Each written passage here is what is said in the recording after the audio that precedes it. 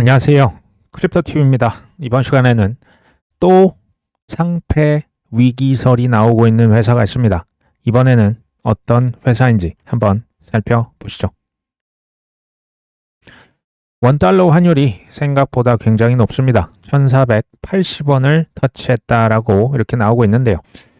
사실은 환율을 안정시키기 위한 방법은 사실 간단합니다. 달러 대비해서 원화를 덜 찍으면 됩니다. 근데 내년에 지금 여러 재정 우리 예산 봐도요. 내년에 또 이제 국채 찍어서 돈을 많이 이렇게 지원을 많이 하는 걸로 지금 나와 있습니다. 한국만 그럴까요? 아니죠. 일본도 마찬가지고요. 독일도 국방비 늘립니다. 프랑스도 늘리고 중국도 늘리고 지금 그러니까 돈을 달러 대비해서 더 많이 찍을 기세입니다. 그러니까 환율이 이게 쉽지는 않아 보이는 거죠. 부동산 수도권 부동산 가격이 이제 안정을 찾으려면 사실 우리가 답을 모릅니까? 공급이 부족한 지역의 공급을 쭉 늘려주면 됩니다. 근데 아시다시피 쉽지가 않은 거죠.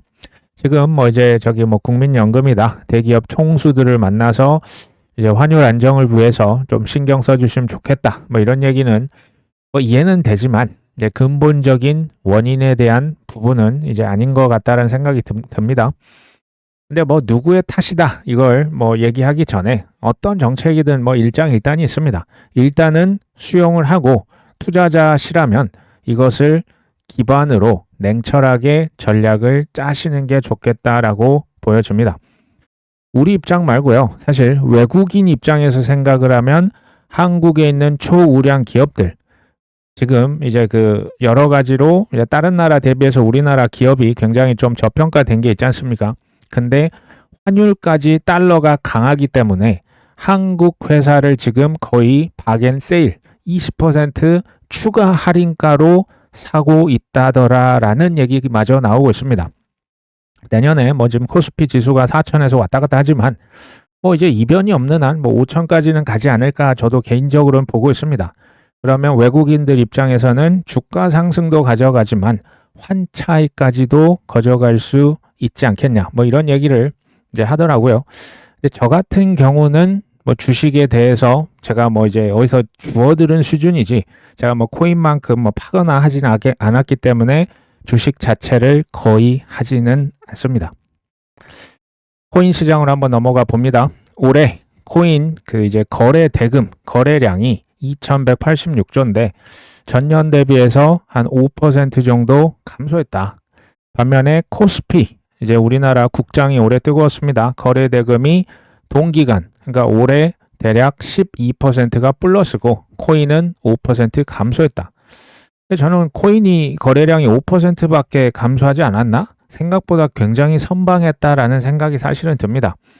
역시나 코인에 있어서는 굉장히 저는 뜨거운 민족이 우리 민족이다라는 생각을 하고 있습니다. 코인 가격은 사실 올해 좋았던 기억이 사실은 별로 없거든요. 근데 코인 가격이 여기에서 상승을 한다면 이제 내년을 얘기하는 겁니다.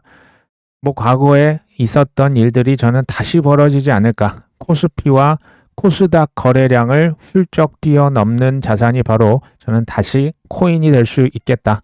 가격이 올라가면 보통은 거래량이 폭증하더라고요. 홍콩의 코인 투자 회사 또 코인 거래소를 가지고 있는 해시키 홀딩스 드디어 홍콩 주식시장에 상장을 했습니다. 첫날 3%대 지금 이 어려운 시국에도 상승을 했다라고 하는데요. 이번에 IPO에서 2억 달러, 우리 돈 한 3천억 정도를 조달을 했는데 그 투자한 기업이 누군지 아십니까? JP 모건, 피델리티, UBS였습니다.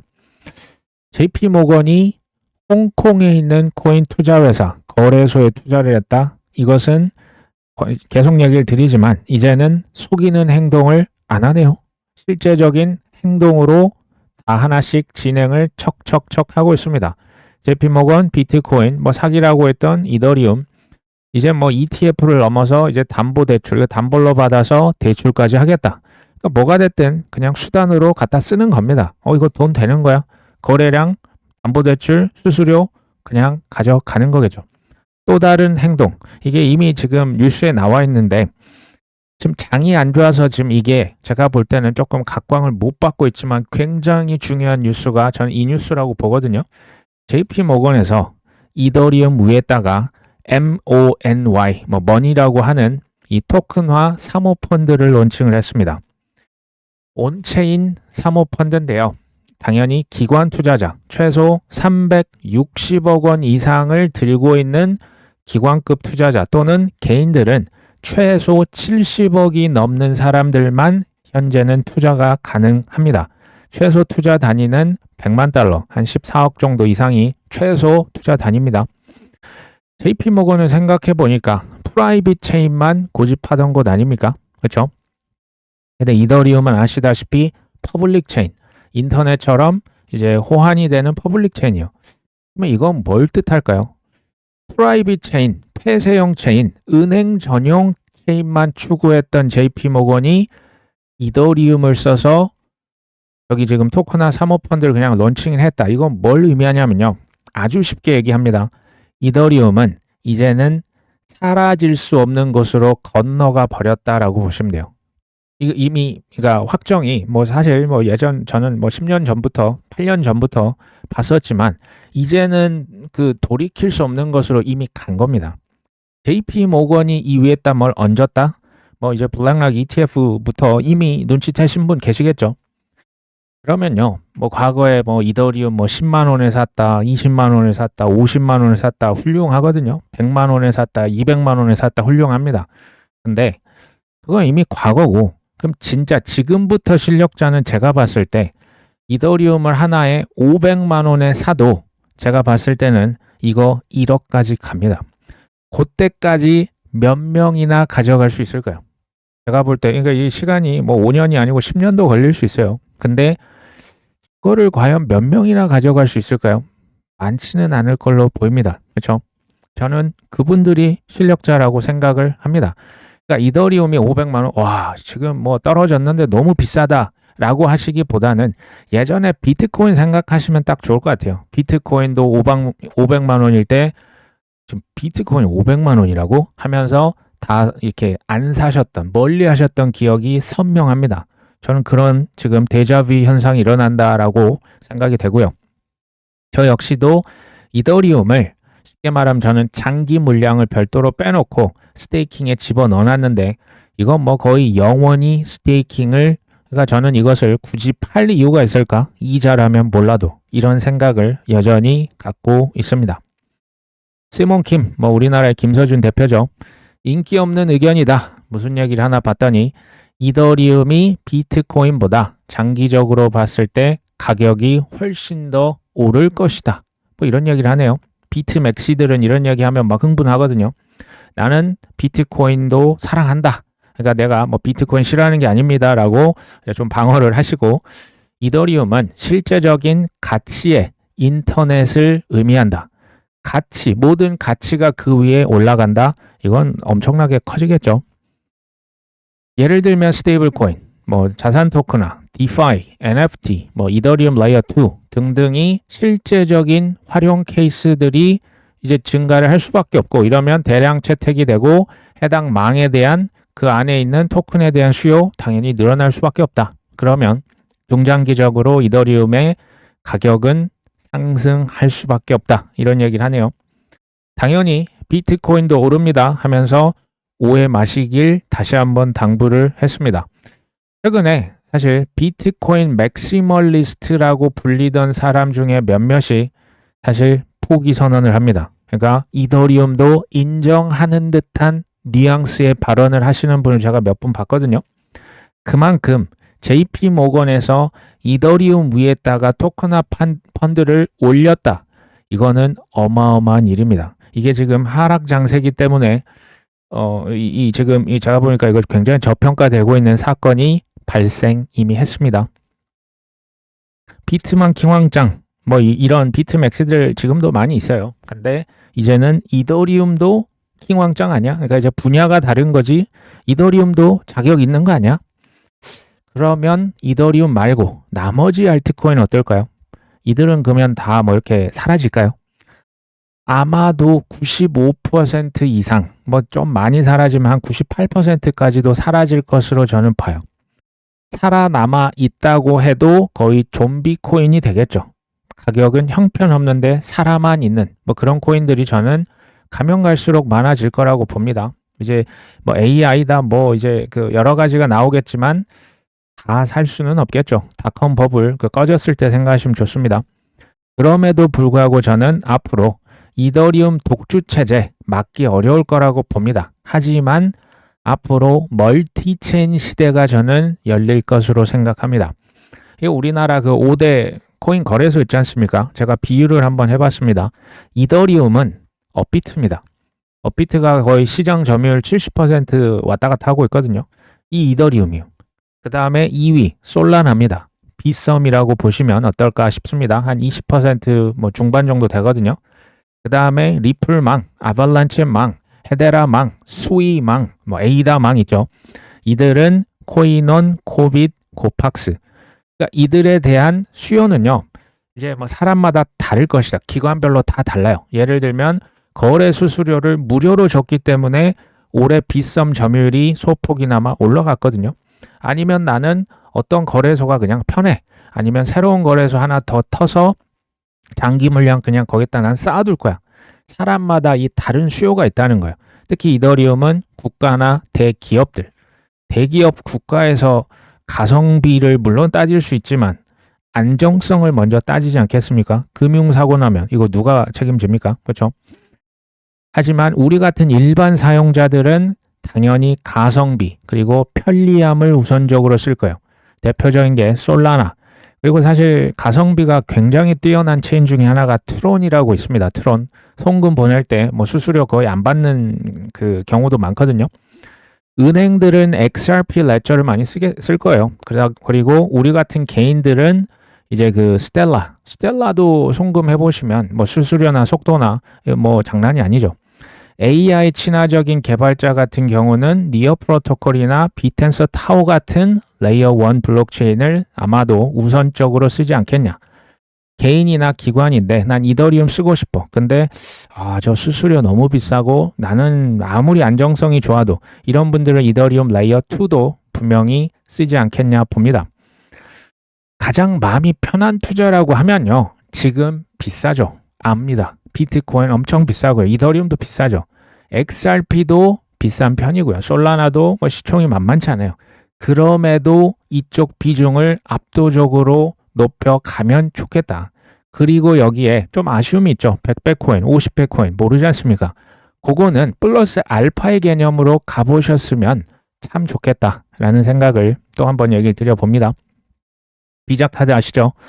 미국 은행 대상 솔라나망을 선택해서 USDC 결제를 지원하겠다. 이거 정상까지도 이제 다 된다고 합니다.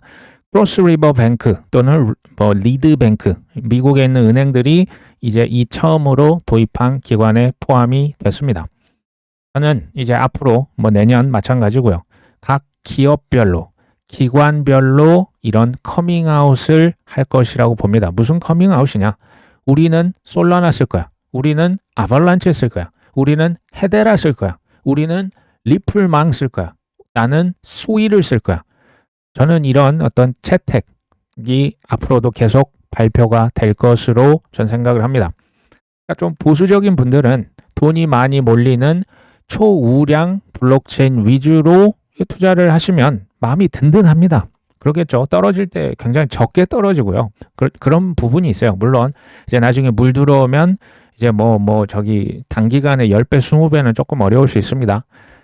반면에 조금 공격적이신 분들, 나는 좀 그래도 뭐 가성비를 따지시는 분들은 싸고 빠르고 편한 거 주세요. 이런 거 쓰거든요. 하지만 그런 체인들도 이더리움으로 다 호환이 되지 않으면 거의 제가 조금 과장하면 죽은 체인이 될 것이다. 이더리움을 다 통해야 이게 이제 서로 그 생태계가 커질 수가 있습니다. 비트와이즈라고 하는 기관에서는 내년에 코인 ETF, ETP가 쏟아질 것이다. 100개 이상이 나올 것이다. 사실 뭐 ETF 상품이라는 게 뭐 비트코인, 이더리움 ETF 뭐 2개, 3개 많아도 뭐 10개 내외였죠. 근데 뭐 100개, 200개 이상의 ETF가 나올 것이다. 이 얘기를 계속합니다. 근데 뭐 지금 장 안 좋을 때 그거 나오면 뭐해? 하나도 안 팔릴 텐데 라고 대부분 이렇게 아마 생각을 하실 겁니다. 근데 그 대중들과 동조화된다라고 하는 생각을 굉장히 두려워하셔야 돼요.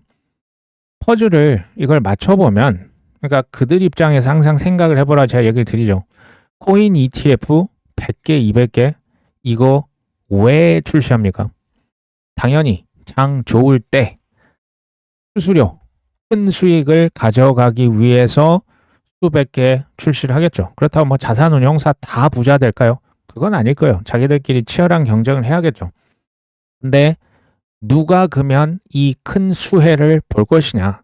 제가 봤을 때는 피터 틸 사단, 지금 뭐 저기 뭐 장관들 있잖아요. 뭐 루트닉 하워드 장관, 뭐 트럼프 대통령 그 일가, 이 뒷단에 이제 이분들이 저 바이낸스랑 친하고 트론이랑도 친하고 테더랑도 많이 친하고 뭐 월스트리트 친하지 않습니까? 아, 이들이 뒷단에 있겠네. 근데 그러면 이들이 내년에 큰 수익이 아니고 망할 것 같으면 이렇게까지 로비를 하고 정권을 뒤집고 법을 바꾸고 애를 쓸까요? 지금 코인베이스 대표는 항상 미국 저 워싱턴 DC에 항상 가서 인터뷰합니다. 그 로비가 그 사람 일이거든요. 근데 왜 지금 이 모양이냐라고 하시는 분들도 있겠죠. 근데요, 뒤에서 얘기 드리겠지만 좀 공부를 많이 하셨으면 좋겠어요. 이게요, 그 어느 수준 이상으로 올라가면 아 역시가 됩니다. 아 잔인한 친구들 맞네. 뭐냐면 월스트리트의 역사에 대해서 좀 파셔야 돼요. 뭐 JP 모건, 뭐 블랙락뿐만이 아니고 이들은 대부분은 유대계 금융 세력들과 사실은 연결고리가 과거 수백 년 이상 이어져 오고 있어요. 화폐의 역사, 기축통화의 역사, 금융의 역사 공부를 하시다 보면 예를 들면 2008년도만 해도 이제 뭐 골드만삭스다 JP 모건에서 만들었던 금융 살상 무기들이 있어요. CDO, CDS, ABS, MBS. MBS는 그래도 들어보신 적 있으시죠? 말하면 뭐 이제 파생 상품이야. 우리의 탐욕을 자극하고 우리에게 그 뭐 채권 이 회사 망하면 너희들 불안하지. 그러니까 그거 막아주는 보험 상품까지 만들어서 정말 쓰러져도 문제없다 하면서 그 거품을 키웠던 장본인들이 다 월가의 전통 금융 JP 모건이라 보시면 돼요. 일본의 잃어버린 30년도 제가 이걸 공부를 해보니까 재밌어요. 90년도 1월달 이때만 해도 뭐 일본 도쿄 땅을 팔면 미국 전체 부동산 다 살 수 있는 뭐 그런 자신감이 어마어마했던 때거든요. 90년도 1월달에 그러니까 뭐 플라자 합의도 있었습니다. 저 85년도에 그러니까 환율적인 부분도 물론 있었지만 골드만삭스와 모건 스탠리가 있대요. 니케이 일본의 주가지수 풋 워런트 파생 상품을 만들어요. 이거는 지수가 하락하면 큰 돈을 버는 구조입니다. 이것은 미국과 유럽의 투자자분들에게 불티나게 이걸 팔았고요. 일본 사람들한테는 뭘 팔았냐? 주가지수 선물 옵션 상품을 팔았는데 이제 보통 가격이 올라가면 큰 돈을 벌 수 있는 상품을 일본에서는 불티나게 판 거예요. 기가 막힌 겁니다. 일본 사람들은 취해 있었거든요. 많이 취해 있었습니다. 어마어마한. 그러니까 일본에선 저게 불티나게 팔리고 근데 미국 유럽에선 이제 좀 멀리서 보면 저 거품 같은데 하니까 떨어지는 하락 베팅한 상품을 불티나게 팔았던 거예요. 근데 그래놓고 일본의 주식시장에서 이 금융 세력이 지속적으로 공매도를 합니다. 결과는 알고 계시죠? 잃어버린 20년, 잃어버린 30년이 이때부터 시작됐고요. 저도 이걸 제가 믿을 수가 없었는데 주식도 아니고 일본의 부동산이요. 최고점 대비해서 마이너스 80%까지 떨어졌답니다. 부동산이 80% 떨어졌다. 그러면 그 전에 얼마나 올랐다는 얘기입니까? 거의 2017년 뭐 코인 수준으로 올랐었다라는 얘기가 되겠죠. 일본이든 유럽이든 미국이든 사실 지수가 떨어지나 지수가 오르나 상관없이 양 방향으로 다 돈을 벌어가요. 우리처럼 뭐 그렇게 뭐 시세 차익 얻으려고 하는 그런 사람들이 월가는 아닙니다. 저는 이게 예나 지금이나 똑같다라고 보는 거예요. 2017년도 12월 정확히 피크를 찍었을 때 그때 무슨 일이 있었는지 혹시 기억나십니까? 비트코인이 이제는 기관이 들어온대. 뭔가 봤더니 그 CBOE나 이제 저기 그 선물, 비트코인 선물이 시장에 상장됐대. 그때가 정확히 최고점이었습니다. 그 이후로 이제 하락에 베팅할 수 있는 선물, 비트코인 가지고 1년 내내 흘러내립니다. 그 다음에 21년 11월 달에 최고점 찍었던 건 기억하시죠? 그때 또 무슨 일이 있었는지 아십니까?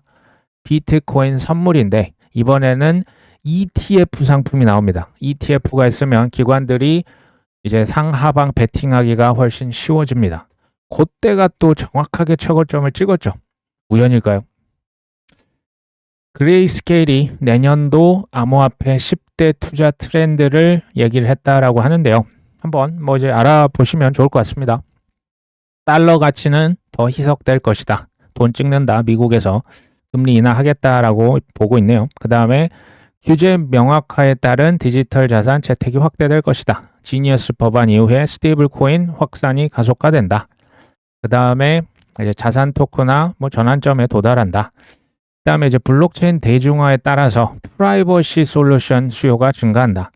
비트코인이 처음에 나왔던 이유가 이 정부의 검열, 검색, 수색, 통제 여기서부터 벗어나기 위한 이 프라이버시에 대한 부분이었어요. 처음에 나왔던 거 유대인 그 암호 학자들이 모여서 비트코인이 이제 갑툭튀가 아니고요.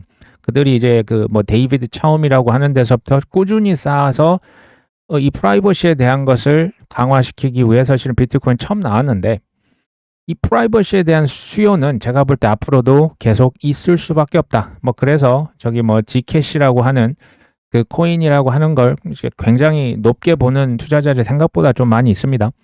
자, AI 중앙화에 대한 대안으로서 이제 블록체인, 좀 탈중앙화에 대한 수요도 뭐 있다라고 지금 예측을 하고 있고, 디파이, 대출 중심으로 성장이 가속화될 것이다. 그러니까 은행 시스템은 사실 대출 시스템이에요. 근데 디파이도 이것도 대출 시스템이에요. 은행을 통하냐 통하지 않냐 차원이지. 그러니까 전 세계에서 돈을 정말 미친 듯이 찍어내거든요. 그것을 은행을 통해서 이제 그걸 뻥튀기를 시키냐, 디파이를 통해서 뻥튀기를 시키냐. 아마도 디파이도 여기에 그 이제 화폐 유동성 상승에 기여를 할 것으로 뭐 추정이 되는 거죠. 스테이킹이 이제 기본 투자 전략으로 정착을 할 것으로 저도 그렇게 보고 있습니다. 시간이 생각보다는 걸리는 거겠죠. 시큐리타이즈 증권형 토큰 플랫폼 블랙락도 여기가 지금 관련이 되어 있는 이 회사에서 앞으로는 이제 주식에 대해서 온체인 주식 이게 그냥 뭐 이제 시세 차익만 가져가는 게 아니고 배당금도 주겠다. 의결권 주요한 이슈에 대해서 의결권 행사도 할 수 있게끔 하겠다. 법적으로 온체인 주식도 그냥 보통 주식과 똑같은 인정을 해주겠다. 향후 몇 개월 내에 이게 이제 출시가 된다라고 하는 거죠. 그러니까 과거에 뭐 우리가 영화 볼 때 비디오 테이프 봤다가 뭐 DVD 봤다가 뭐 3D, 4D 뭐 이런 영화관 갔다가 지금은 뭐 넷플릭스나 OTT 많이 보지 않습니까? 이게요, 투자라는 건 현재와 미래의 그 차이에 베팅을 하는 겁니다. 근데 지금 우리의 현재는 뭡니까? 온체인화된 주식이 많습니까? 보니까 지금 몇 달 후에 출시한다고 하지 않습니까? 이거 지금 시작을 안 한 거예요. 그러면 우리가 여기에 정말 확정된 미래가 맞다라고 방향성을 읽었다면 뭐 주식만 토큰화 되겠습니까? 저 많은 전 세계 주식과 채권과 부동산과 뭐 ETF와 파생상품 화폐도 토큰한 게 스테이블 코인 아닙니까? 이런 것들이 온체인이 된다면 어디가 수혜를 입을 것이냐? 어떤 망으로 흘러들 것이냐? 저는 이거 1위를 이더리움이라고 보는 겁니다. 2위는 뭐 솔라나, 나머지 아마 나노 같지 않겠냐 얘기를 드린 바가 있습니다. 그렇다고 해서 그럼 이더리움 외 그러니까 조금 이제 이더리움보다는 좀 시장 점유율이 떨어지죠. 시총도 좀 더 낮고요. 보니까 반 이더리움, 타도 이더리움 동맹군도 결성이 되고 있는 것으로 보입니다. 뭐 수이가 주도하고 있는 블록체인 결제 컨소시엄이 결성이 됐다. 수이랑 솔라나, 그 다음에 폴리곤, 스텔라 루멘, 텔레그램의 톤이죠. 파이어블랙스 등등이 이제 하나의 연합체를 이뤄서 온체인 결제, 이게 스테이블 코인 쪽입니다. 정의를 딱 세우고 프라이버시는 보호하고 정부가 요구하는 정보는 우리가 가치 표준을 만들어서 대응하자. 그러니까 1인자 이더리움 외에 나머지 체인의 동맹을 가져가겠다. 저는 이것도 우리나라 코인 거래소로 보면 1위 업비트에 대항해서 비썸, 코인원, 코빗, 코팍스가 하나로 뭉칠 수도 있겠죠. 이렇게 저는 이제 비유를 한번 그냥 해봤습니다. 비싼 코인임에도 불구하고 그래서 비트와 이더리움을 좀 많이 가져가고 그 다음에 솔라나가 좋냐, XRP가 좋냐, 아발란체, 도지코인, 헤데라, 스위 등등등. 그러니까 조금씩 섞어주는 구조로 가면 좋겠다. 단 예외가 존재할 수도 있어요. 예외는 뭐냐면 비트 이더 좋은지 알겠어. 근데 이제 우리 구독자님이 공부를 하셨을 때 예를 들어서 나는 예를 듭니다. 난 도지코인이 확정적인 미래라고 난 2000% 확신한다. 그러면 그냥 그거 하시면 됩니다. 그러니까 이게요. 제가 지금 일반적인 경우 비트, 이더, XRP, 솔라나를 많이 가져가라는 거고 나는 내가 공부를 해봤는데 난 헤데라가 정말 미래의 코인이 맞는 것 같아. 그럼 그냥 그거 하시는 게 좀 맞다라고 봐요. 본인의 확신에 그 금액이 좀 비례해야 된다라고 보고 있습니다. 비트와이즈에서도 26년 이제 10가지 예측을 했습니다. 비트코인이 4년 주기 깨고 신고가를 경신할 것이다. 비트코인의 변동성이 엔비디아보다 낮아질 것이다 라고 얘기를 했는데 전 그럴 수도 있다라고 봅니다. 과거 비트코인 변동성이 너무 커서 그런 겁니다. ETF는 비트코인, 이더리움, 솔라나 신규 발행량 100% 초과해서 구매할 것이다. 그러니까 ETF로 코인 많이 사니까 그럼 코인 가격들은 아마도 공급량보다 더 사면 수요가 많으면 가격이 나쁘지 않겠죠. 코인 관련 기업 주식의 상승률은 기술주보다 더 높아질 수 있다. 예측 시장에 대해서 아마 이제 돈이 많이 몰리겠죠. 스테이블 코인 때문에 신흥국의 통화 불안정 원인으로 아마 지목이 될 것이다. 사실요, 달러도 많이 찍는데 달러 대비한 다른 나라의 신흥국 통화, 우리나라 원화 포함이죠. 근데 특히 이제 동남아시아다, 아프리카다, 튀르키예 같은 곳은 달러 대비해서 진짜 녹아가고 있어요. 저는 이게 결국에는 모든 법정 화폐가 가면 갈수록 힘을 잃을 수밖에 없다라고 보는 거죠. 그래서 비트코인이나 이더리움으로 우리가 해칭을 해야 되지 않나 보고 있습니다. 온체인 볼트, 그러니까 온체인 이 금고상에 돈이 더 몰릴 것이다. 그 다음에 클래리티법 통과되면 이더리움, 솔라나가 당연히 가격이 올라갈 수 있겠죠. 아이비리그 대학의 기금 절반, 지금 저번에 하버드 대학이 비트코인 샀었죠. 코인에 직접 간접적으로 투자를 할 것이다. 코인 ETF 100개 이상이 나올 것이다. 이런 얘기 했죠. 예측은 그냥 참고하고 넘어가시면 되겠습니다. 나스닥에서 또 하나의 상장 폐지를 위기를 맞고 있는 회사가 있습니다. 이름은 Kindly MT죠. 원래는 의료기업 회사로 시작을 했지만 지금은 이제 비트코인 전략 비축 기업입니다. 현재 이제 그 상장 요건이 있는데 1달러 미만으로 주가가 계속 내려간다면 상장 폐지 절차에 들어가겠다. 비트코인을 그래도 5,398개 꽤나 많이 들고 있는 회사입니다. 물론 스트래티지에 비교는 안 되죠. 또 하나의 비트코인 전략 비축 기업이 상폐 얘기가 나오는데 현재 주가는 0.38달러. 1달러보다 한참 밑에 있는 거죠. 그래서 상장 폐지될 수도 있다. 이게 굉장히 실은 와닿습니다. 가격 안 좋을 때 상폐된다. 이건 사실 이 주식 들고 있는 사람한테는 공포죠. 근데요, 제가 이것을 어디서 들어본 적이 있습니다. 언제였냐? 2024년 3월 달이었습니다. 벡트라고 하는 코인 거래소였죠. 이 코인 거래소가 상장이 뉴욕 증권거래소.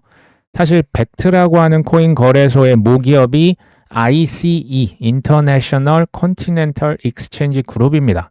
굉장히 큰 거래소 그룹인데 그 그룹 내에 뉴욕 증권 거래소가 있어요. 그러니까 모기업에서 자회사인 벡트라고 하는 코인 거래소 그 주식을 상폐시키겠다라고 위협한 겁니다. 엄마가 아들을 쫓아내겠다. 상식적이지 않습니다. 어쨌든 그때 이런 일이 있었습니다. 벡트라고 하는 이 그 기업의 주가도 $1 미만이면 이거 상폐될 거야 라고 얘기했었거든요. 그 당시 벡트의 주가는 52센트였습니다. 거의 뭐 반토막 수준이라 이대로 가면 상폐가 거의 확정적으로 보이긴 했었습니다. 그때 이 공포가요. 지금보다 이제 그때도 이제 뭐 분위기 별로 안 좋았고요. 언론에 많이 회자가 됐었죠. 근데 현재 벡트의 주가 어떻게 됐을까요?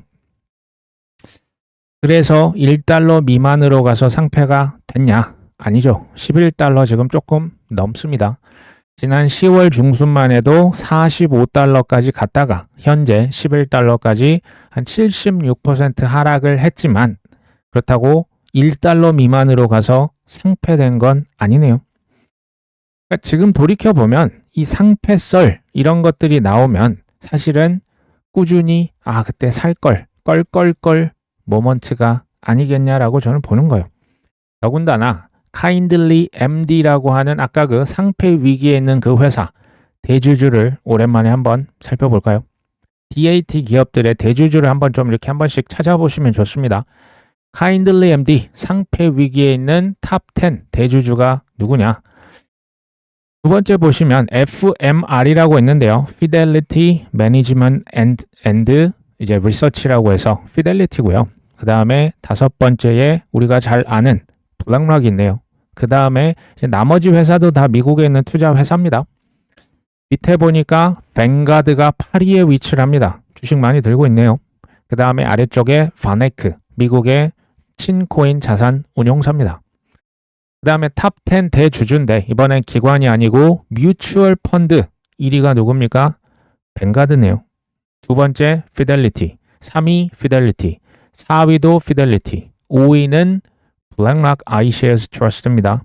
그 다음에 또 피델리티, 비트와이즈, 또 피델리티, SPDR은 스테이트 스트리트, 미국의 굉장히 큰 대형 은행이죠. 친코인 회사입니다. 온체인 이코노미 ETF는 파네크. 대주주들이 망하기에는 너무 빵빵한 거 아닙니까?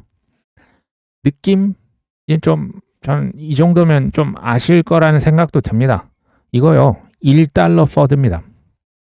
$1 퍼드예요. 이거 주가 $1 밑으로 내려가면 너희 상폐될 거야. 아예 엄마가 아들을 쫓아내는 데가 어디 있습니까? 뱅가드, 블랙락, 피델리티, 스테이트 스트리트가 버티고 있는데 이 회사 비트코인 5천 거의 400개 들고 있는데 여기를 상폐를 시킨다? 모르겠습니다. 뭐 FTX처럼 뭐 이렇게 목을 쳐낼 수도 있겠지만 뭐 저는 일반적으로 그렇게 보진 않고요. 그들이 스트래티지, 비트마인, 코인베이스, 러빈후드, 서클, 뭐 대형 채굴 회사들 싹쓸이 했잖아요. 싹쓸이 했습니다. 대주주입니다. Kindly MD, 뭐 스트래티지, 뭐 메타플래닛, 비트마인. 저는 이들 기업은 여간해서는 안 망할 거라고 봅니다. 근데 주의할 게 있죠. 이 기업의 주식에 투자하는 우리 개인 투자자들은 많이 망할 수 있다라고 제가 예전부터 계속 얘기를 드린 바가 있어요. 왜 이게 망할 것이냐. 저는 첫 번째로는 무지를 꼽고 싶어요. 잘 모르고요. 과거에 실수를 하셨고 뭐 역사적인 이런 교훈이 아마 있으실 거예요. 그 교훈을 제대로 배우지 못했다면 이거는 굉장히 큰 치명적인 실수가 될 수가 있는 거고요. 그 다음은 본인의 감정 조절에 실패했거나 또는 위험 관리에 실패했다면 아마 이제 돈을 크게 잃으실 수가 있습니다. 근데 저는 이제 부정적인 거 싫어하거든요. 그러면 어떻게 하면 성공하겠냐? 질문을 어떻게 하면 그럼 이번엔 잘할 수 있겠냐? 그래서 공부하는 거예요. 알아야 뭐가 보이지 않겠습니까? 알아야 뭐 믿음이란 게 그래도 조금씩 자라나지 않겠습니까? 그리고 뭐 알기만 하면 뭐합니까? 확신만 있으면 뭐합니까? 돈이 있어야죠. 그래서 월급을 받고 사업 힘든 출근을 하고 사업장 운영을 하시고 원화책으로 그래서 열심히 하는 거예요. 그걸로 투자하는 거죠. 그 다음에 감정을 통제를 하실 수 있으려면 가장 좋은 것은 이걸 뭐 이렇게 의지의 영역에 맡기기보단 시스템 안에 딱 그냥 가둬버리는 게 좋아요. 예를 들면 나의 금액은 그러니까 내 총 이제 유동성 자산의 몇 프로 이하. 그러니까 여기에 이제 보통 힘든 거는 본인의 그릇 수준을 넘어서는 금액을 한꺼번에 던져버리기 때문에 이렇게 풍비박산이 나는 겁니다. 본인의 그릇만큼 금액에 제한을 두시거나 그렇게 하셔야 돼요. 이게 뭐 올린 했다 이제 뭐 코인 특히 알트코인은 뭐 난리도 아니죠. 그렇죠? 위험 관리라고 하는 것도 이제 빚으로 투자하는 걸 제가 그렇게 좋아하지 않는 이유가 너무너무 변동성이 큽니다. 그래서 그런 거예요. 변동성이 뭐 아시잖아요. 그다음에 우량 코인의 비중을 늘렸으면 좋겠다. 이것도 위험 관리예요. 사실은 이거는 본인의 감정, 컨트롤의 영역입니다. 그럼에도 불구하고 참고 기다려야 되겠죠. 인내 없이 이루어지는 성과는 아무것도 없어요. 아무리 타고났다, 뭐 막 아버지가 이재용이다. 그 사람도 나름 인내할 게 필요하는 거예요. 뭐 손흥민처럼 타고났다고 해서 그냥 뭐 인내라고 하는 노력이라고 하는 영역은 필수 중에 필수입니다. 저는 이제 한 1년쯤 지나서 내년 이맘때쯤 한번 지금을 돌이켜 봐서 스스로에게 어떤 말을 할지 한번 저는 이거 필요하다고 보거든요. 지금 생각해 보자는 거죠. 어떤 분들은 야 바보야 그때 그거 왜 팔았냐 그때 좀만 더 버티고 이 미친 상승이 나왔는데 너 진짜 인생 바뀔 수 있었는데 그때 왜 팔았냐고 그때 좀 더 사지 그랬어 이런 분들도 계시겠고 코인 이거 사기 맞네 코인 성공 근데 이제 본인은 잃으셨지만 주변에 보면 갑자기 뭐 책 쓰고 뭐 도지코인으로 퇴사합니다 이런 사람들 나올 수 있거든요. 아직 그거 안 나왔지 않습니까? 그럼 그런 사람들 보면 뭐 친구 저 거짓말 아니야? 계좌 인증해봐야 되는 거 아니야? 에이 뭐 운이 좋았겠지. 또 이런 분들이 나올까요 안 나올까요? 나오겠죠. 나올 겁니다. 이런 얘기를 하시겠습니까? 아니면 정말 다행이다. 그때 다 이제 뭐 엄청나게 절망적이고 그때 시즌 종료고 뭐 난리도 아니었는데 그때 파는 대신에 꾸준히 모았더니 살았다. 다행이다. 이런 분이 드물지만 전 있을 거라고 봅니다. 선택은요, 전 실력이라고 보거든요. 실력은요, 선택입니다. 근데 선택은 누가 대신해 줄 수가 있습니까? 대신해 줄 수 있다라고 생각하는 혹시 성인분은 전 투자할 자격이 없다고 봐요. 그걸 누가 해줍니까? 유튜브가 해줍니까? 일론 머스크가 우리 인생 살아줍니까? 정부에서요? 대통령이요? 내가 믿고 있는 그 정당 출신이 내 인생 책임져 줍니까? 아니에요. 본인 인생은 본인이 선택하는 거고 우리가 자녀 인생을 대신 살아줄 수 있던가요? 안 될걸요? 본인의 선택은 낙장 불입입니다. 한 번 한 선택을 어떻게 되돌립니까? 잘못했으면요. 그냥 배우시고 되돌이키셔야겠죠. 좋은 선택을 잘 하셔서 내년 이맘때 본인에게 다행이다 라고 하셨으면 좋겠습니다. 오늘 방송 여기까지 합니다. 끝까지 시청해 주셔서 감사합니다.